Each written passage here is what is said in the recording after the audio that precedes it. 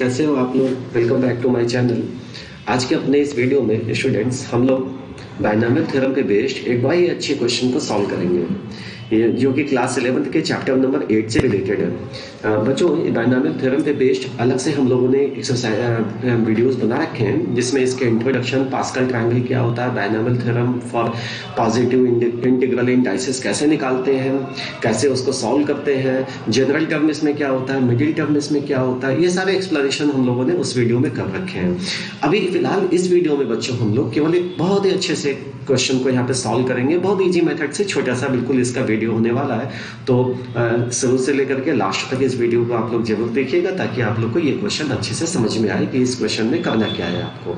तो चलो बिना टाइम को वेस्ट करते हुए हम लोग अपने इस वीडियो को यहीं पे स्टार्ट करते हैं। आपके सामने बच्चों क्वेश्चन लिखा हुआ है 9 raise to the power 9 + 1 - 8n - 9। इसको प्रूव करना है कि ये जो नंबर एक्सप्रेशन है ये आपका 64 से डिविजिबल है। अच्छा, यहाँ पे n क्या है, यहाँ पे n जो भी है वो एक पॉजिटिव इंटीजर होगी, उसकी वैल्यू नेगेटिव नहीं होगी और वो पॉजिटिव इंटीजर होगा केवल। तो बच्चों, किसी भी दिए हुए एक्सप्रेशन को अगर हमको डिविजिबल दिखाना है 64 से, तो इसको आपको सबसे पहले दिखाना क्या होगा, आपको 64 से डिविजिबल दिखाने के लिए ये जो दिया हुआ एक्सप्रेशन है 9 raise to the power 9 + 1 - 8n - 9, आपको इसको लिखना होगा इस फॉर्म में। किस फॉर्म में? 64k + 1 के फॉर्म में। के यहाँ पे क्या होगा, 64k के फॉर्म में लिखना होगा।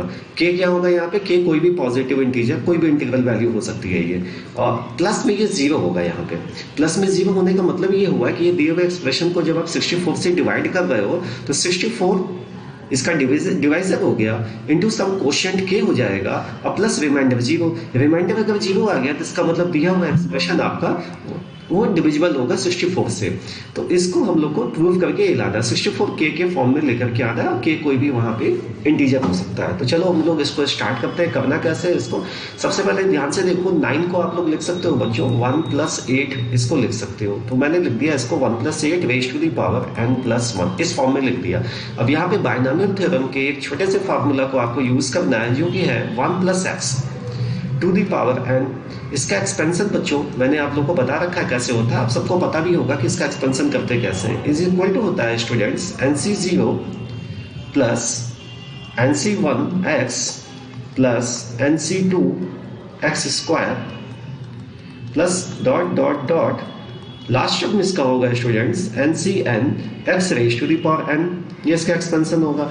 अब इस एक्सपेंशन में, इस एक्सप्रेशन में करेंगे क्या, आपको करना है सब्स्टिट्यूट करना है x को 8 से।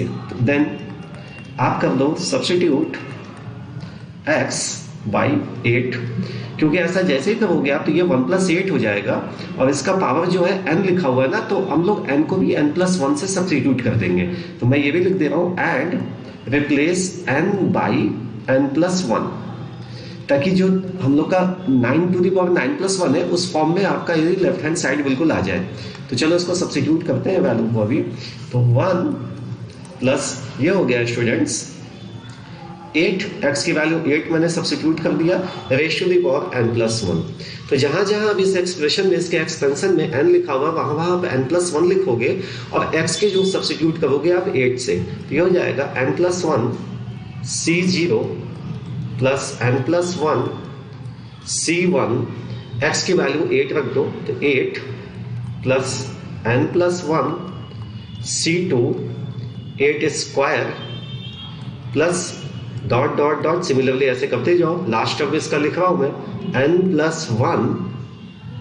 ये हो जाएगा स्टूडेंट्स, क्या हो जाएगा आपका, ये हो जाएगा c। अब यहाँ पे बच्चों इसका जो लास्ट वाला टर्म का इसका सबस्क्रिप्ट में नंबर क्या आएगा, यहाँ पे ये जो n + 1 यहाँ लिखा हुआ है, तो n + 1 तक आपका जाना है यहाँ पे लास्ट में 8। अब ये हो जाएगा 8 रेज़ टू द पावर क्या हो जाएगा, ये n + 1 हो गया। ठीक है बच्चों, चलो अच्छा करते हैं इसको आगे हम लोग। अब इसको मैं लिख दूंगा 9 raise to the power n + 1, ये हो गया। n + 1 c0 की वैल्यू क्या होगी स्टूडेंट्स, इसकी वैल्यू हो जाएगी आपकी 1 हो जाएगी इसकी वैल्यू, प्लस n + 1 c1 की वैल्यू क्या हो जाएगी, इसकी वैल्यू हो जाएगी सिंपली n + 1 हो जाएगी। और क्योंकि 8 लिखा हुआ है तो मैंने लिख दिया 8 n + 1 लिख दिया यहाँ पे, प्लस बच्चों यहाँ पे देखो n+1 C2 है, इसके नेक्स्ट वाले टर्म में होता है आपका n+1 C3 होता।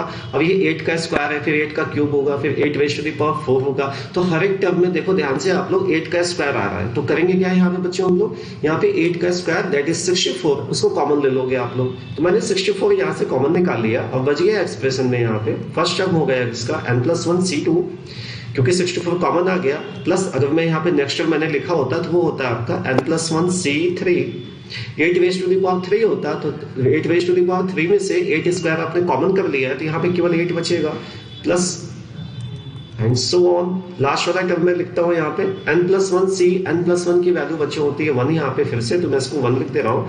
और 8 raise to the power n+1 है, यहाँ से आपने पावर 2 इसमें से कॉमन ले चुके हैं आप, तो n+1 -2 करेंगे तो आएगा आपका n-1।